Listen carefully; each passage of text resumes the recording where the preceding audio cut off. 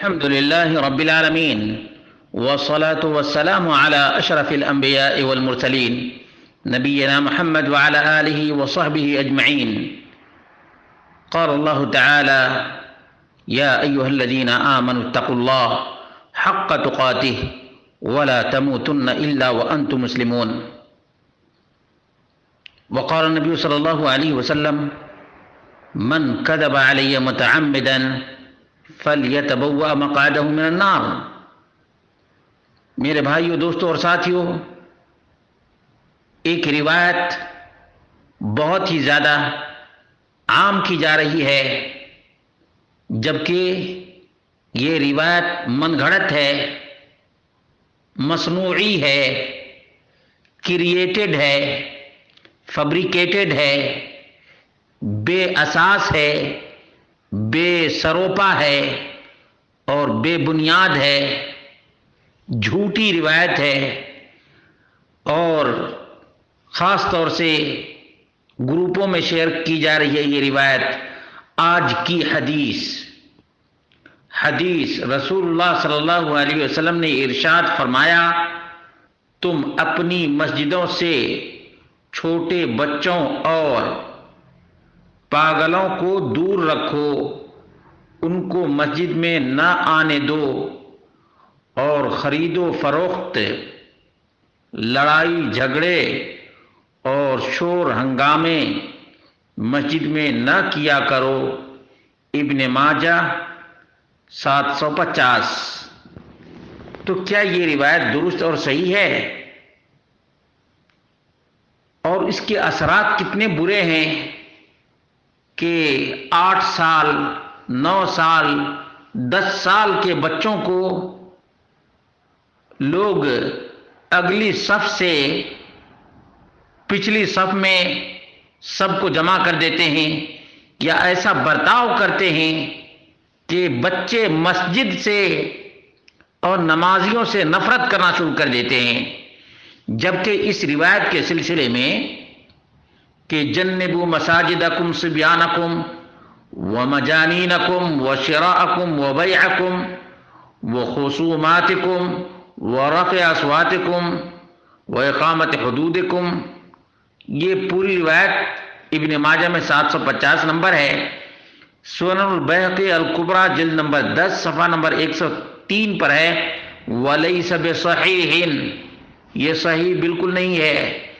علامہ ابن الجوزی نے کہا: حدیث لا یصح عن رسول اللہ صلی اللہ علیہ وسلم، اللہ کے رسول صلی اللہ علیہ وسلم سے یہ روایت ثابت ہی نہیں ہے. قال احمد بن حنبل، امام احمد بن حنبل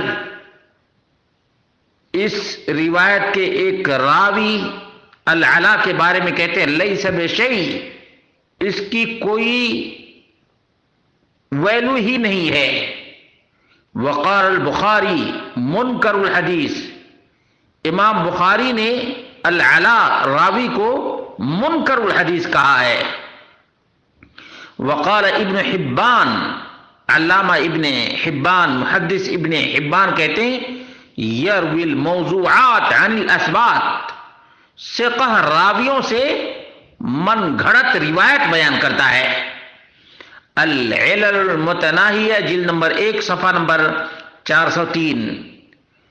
حافظ ابن حجر العسقلانی کہتے ہیں: الحدیث ضعیف، فتح الباری کے اندر یہ بات مذکور ہے. اور اسی لیے کہتے ہیں جھوٹی روایتوں کے بہت برے اثرات ہوتے ہیں، بہت برے اثرات. یہ روایت گروپوں میں شیئر کی جا رہی ہے اور لوگوں کے دلوں میں بھی یہ بات بیٹھی ہوئی ہے کہ چھوٹے بچوں کو 7 سال، 8 سال، 9 سال، 10 سال تک کے بچوں کو کھدیڑ کر دور بھگاتے ہیں، صفوں سے الگ کر دیتے ہیں. جبکہ صحیح بخاری اور دیگر کتب احادیث کے اندر موجود ہے کہ اللہ کے رسول صلی اللہ علیہ وسلم کے زمانے میں 6-7 سال کے بچے نے امامت کی ہے.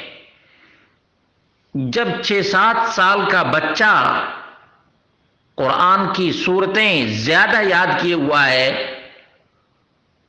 تو امامت کر سکتا ہے، جو امامت کر سکتا ہے وہ صف میں بڑے کے ساتھ کیوں نہیں کھڑا ہو سکتا ہے؟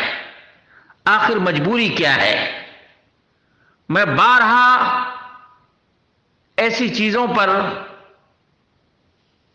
توجہ دینے کی کوشش کرتا ہوں کہ آخر کیوں یہ چھوٹے بچوں کے ساتھ اس قدر الرجی ہے، کیوں لوگ اپنے سے بچوں کو دور کر رہے ہیں، مسجدوں سے نفرت کیوں دلا رہے ہیں، آخر سبب کیا ہے؟ یہ بہت بڑا المیہ ہے۔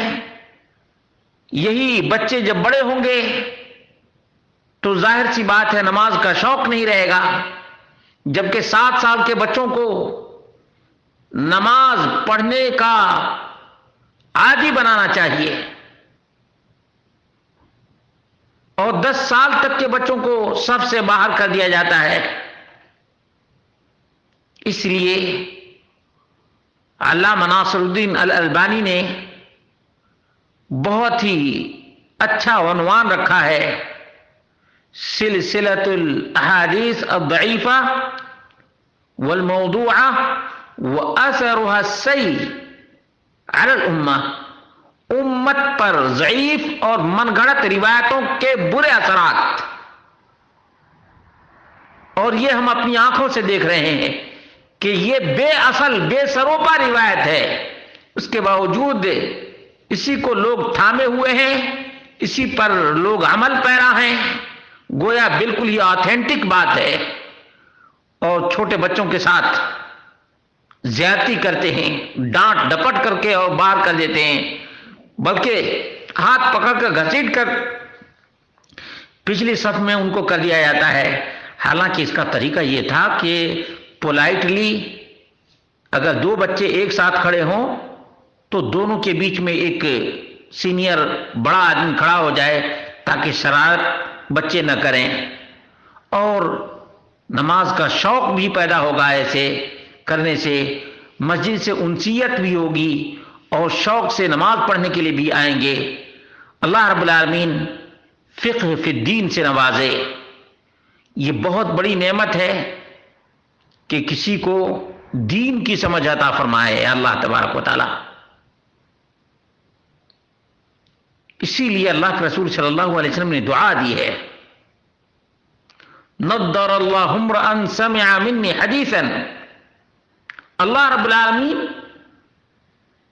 اس کو تر و تازہ رکھے جو حدیث مصطفیٰ سنے اور اس کو پہنچائے،